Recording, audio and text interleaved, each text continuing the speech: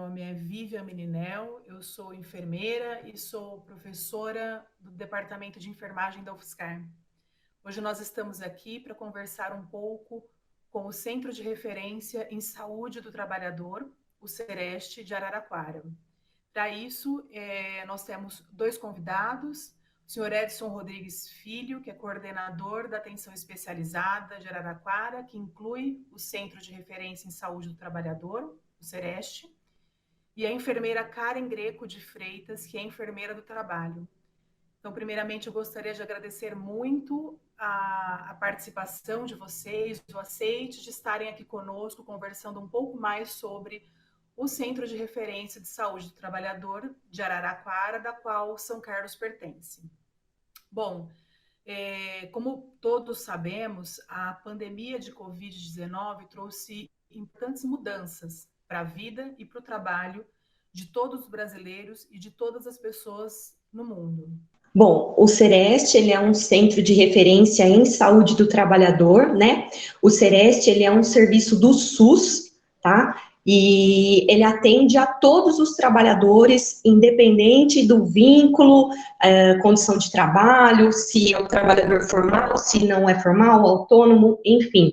Seja trabalhador, o CEREST oferece atendimento em saúde para esses trabalhadores, né, para esse público.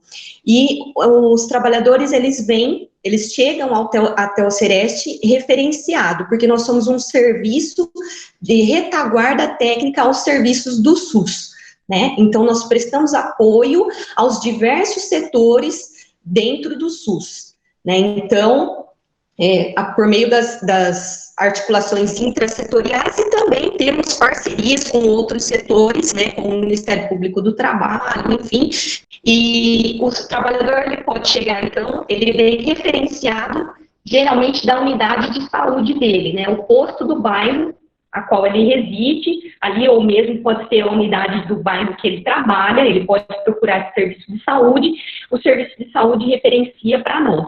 Tá? Em caso de dúvida, pode entrar em contato conosco também, né? Pensando nas demandas, né, trazidas pelos trabalhadores, antigamente, né, o que vinha mais era a questão do adoecimento, dos acidentes, não que isso ainda não esteja presente, está sim, né, mas diante de todo esse contexto, diante desse novo cenário, né, as queixas, as demandas mudaram um pouco, né. Então, agora, o que mais a gente tem recebido são denúncias frente a inadequações dos ambientes de trabalho, né? A resistência dos empregadores para o afastamento do pessoal do grupo de risco e também para o retorno desses profissionais após, né, um afastamento por suspeita ou mesmo pelo diagnóstico confirmado da Covid-19. Então, e, além disso, a gente tem ainda a questão do afastamento pelo INSS, também tem sido uma queixa trazida pelos trabalhadores, né, da falta de reconhecimento do INSS mesmo com a CAT aberta, e ainda a questão dos profissionais de saúde, da resistência da abertura da CAT por parte dos empregadores. Né? Então, assim, ainda tem a ocorrência dos acidentes, do adoecimento, sim, mas agora a prevalência diante do contexto foram esses pontos que estão sendo mais prevalentes neste momento. Para complementar o que a Karen mencionou, a demanda maior também por parte dos profissionais de saúde em relação à questão dos EPIs, principalmente. Eu acho que isso também é uma questão que anteriormente os EPIs eram necessários, mas houve uma demanda maior, né, dessa questão do EPI. E também porque os profissionais de saúde são aqueles que estão na linha de frente em relação ao coronavírus, e por isso é uma demanda que acabou, né, no caso aí para nós, chegando com mais força nesse momento, né.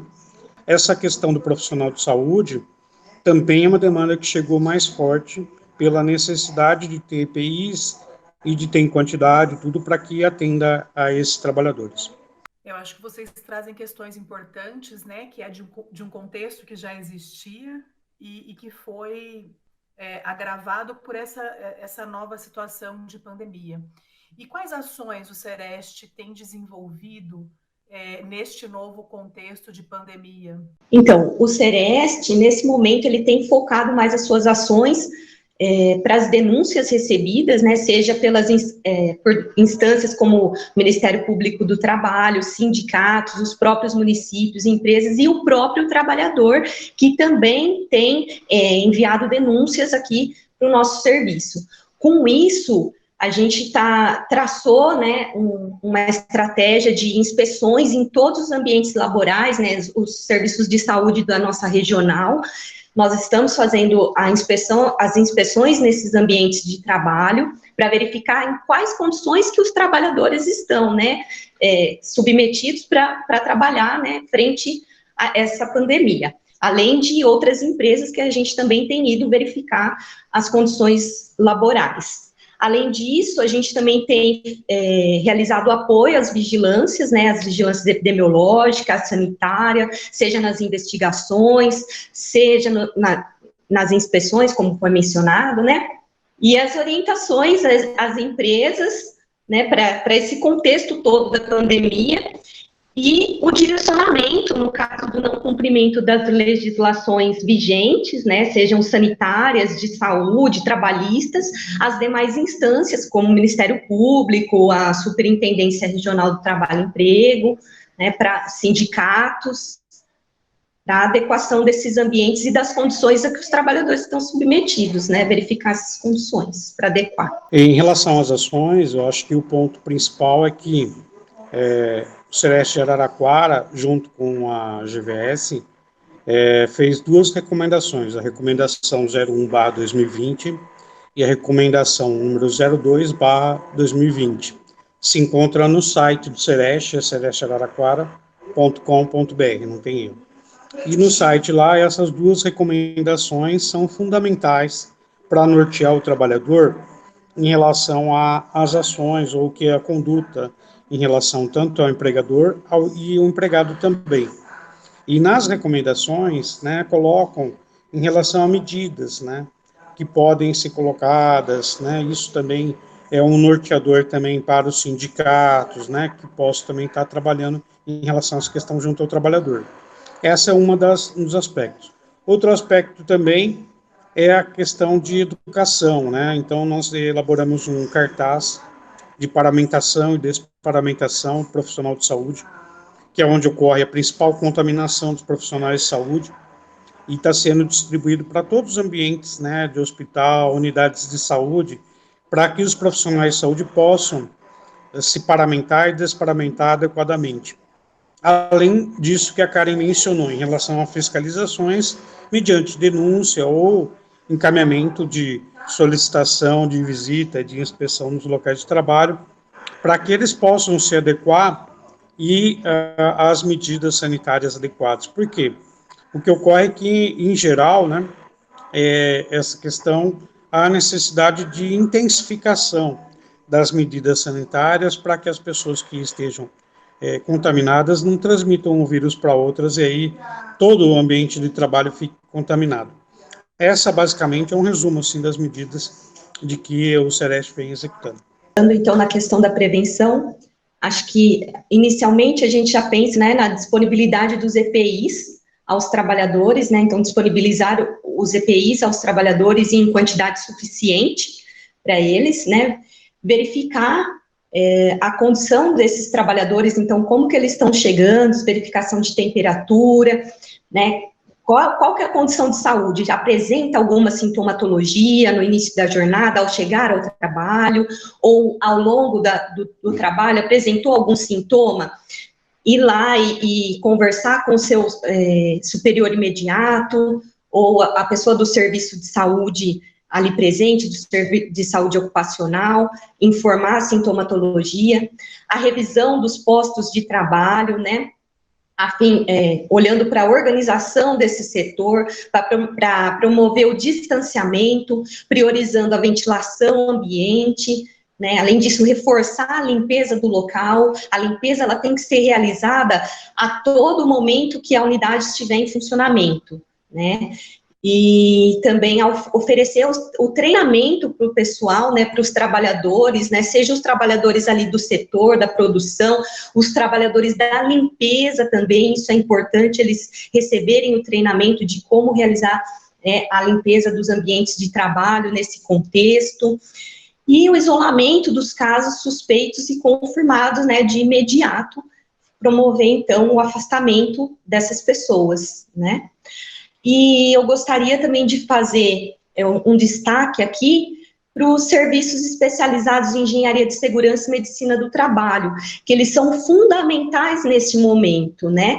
E a gente tem se deparado ao longo das inspeções, das fiscalizações, que muitos municípios, esse setor, ele estava em afastamento, né? Só que não só nesse contexto, mas principalmente agora, em que precisa se olhar muito para a saúde e segurança do trabalhador, ainda mais, né, é fundamental a atuação desse setor, para que esteja verificando de fato essas condições desses ambientes, se os trabalhadores eles estão recebendo o EPI, se o EPI está adequado.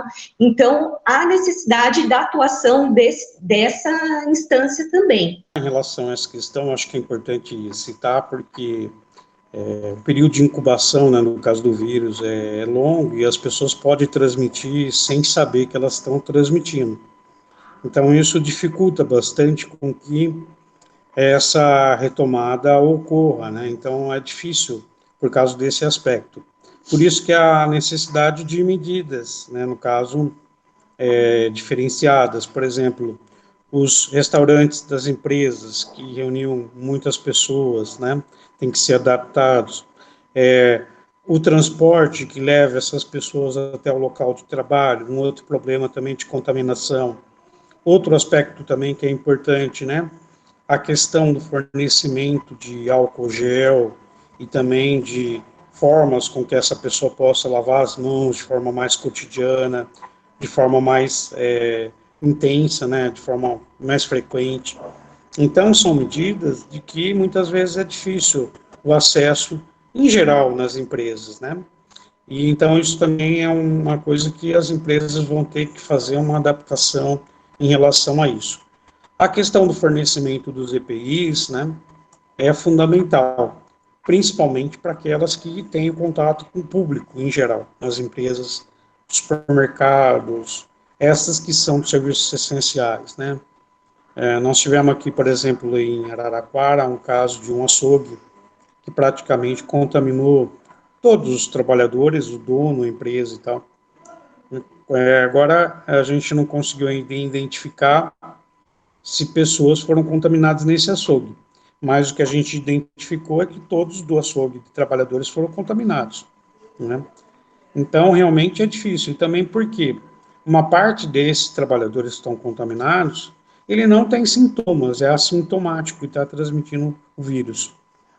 E também para detectar a questão dele estar contaminado ou não, o Brasil, de modo geral, tem dificuldade para teste, Araraquara está fazendo mais testes do que a maioria dos municípios do Brasil, mas mesmo assim ainda é insuficiente frente à necessidade. E o teste é só no momento que a pessoa tem daí o anticorpo que ela tem o passaporte para estar trabalhando. Até então, se ela não tiver o anticorpo, ela efetivamente não tem o passaporte para estar trabalhando. Então, são desafios que estão colocados aí no momento que a gente está, nesse momento da pandemia, e que faz com que tem que reorganizar o processo produtivo e o processo de trabalho. E são as dificuldades que estão colocadas frente a essa situação, né? Então, essas adaptações são necessárias para que a gente possa daí fazer com que a pessoa possa trabalhar num ambiente mais seguro. E também o que a gente tem observado é que, pela situação do desemprego, pela situação do mercado de trabalho, isso também coloca em xeque essas relações, dificulta também, né? Por causa de uma grande quantidade de pessoas desempregadas, né? A empresa, essa questão de deixar 14 dias a pessoa afastada e não ter um funcionário, então gera uma situação do mercado de trabalho bastante complicada para esse trabalhador, principalmente na iniciativa privada. Então, são fatores bastante delicados e complexos nesse momento que a gente está. Mas nós atendemos os 24 municípios que a DRS compreende e o trabalhador, o estabelecimento do nexo causal, né, que é essa relação, estabelecer a relação do adoecimento, da doença, com a atividade de trabalho que ele desempenha, também é realizado aqui no nosso serviço. Tá? Nós temos no momento, nós estamos com um médico que está suprindo, né, a nossa demanda, então ele vem emprestado de outro setor, mas há a possibilidade de um agendamento para uma consulta para verificação de nexo causal, sim.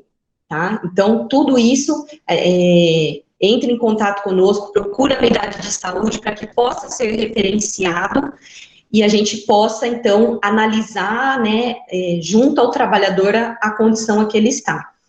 E, além do Sereste, os trabalhadores ainda podem procurar as vigilâncias também, né, seja epidemiológica, seja sanitária, Ministério Público, Superintendência Regional do Trabalho, sindicatos, unidades de saúde, são todos pontos, né, para denúncias e orientações também a esse trabalhador, que com certeza, seja a instância que for, dessas que foram citadas, vão saber direcionar o trabalhador, essas instâncias vão conseguir direcionar adequadamente o trabalhador. Acho que nesse ponto do Sereste, a Karen já expôs, né, em relação ao serviço. Importante colocar em relação ao site do Sereste, seresteararaquara.com.br, e o endereço, né, no caso, e o telefone de contato. Acho que esse é o ponto importante, né, para que o trabalhador possa fazer o contato, né. No caso, o telefone é o 16 3331 6232 ou 3331 6277. O e-mail é sereste@araraquara.sp.gov.br e o endereço no site é seresteararaquara.com.br. Bom, eu agradeço muito. Acho que vocês trouxeram informações muito relevantes para toda a população, não somente para a população trabalhadora.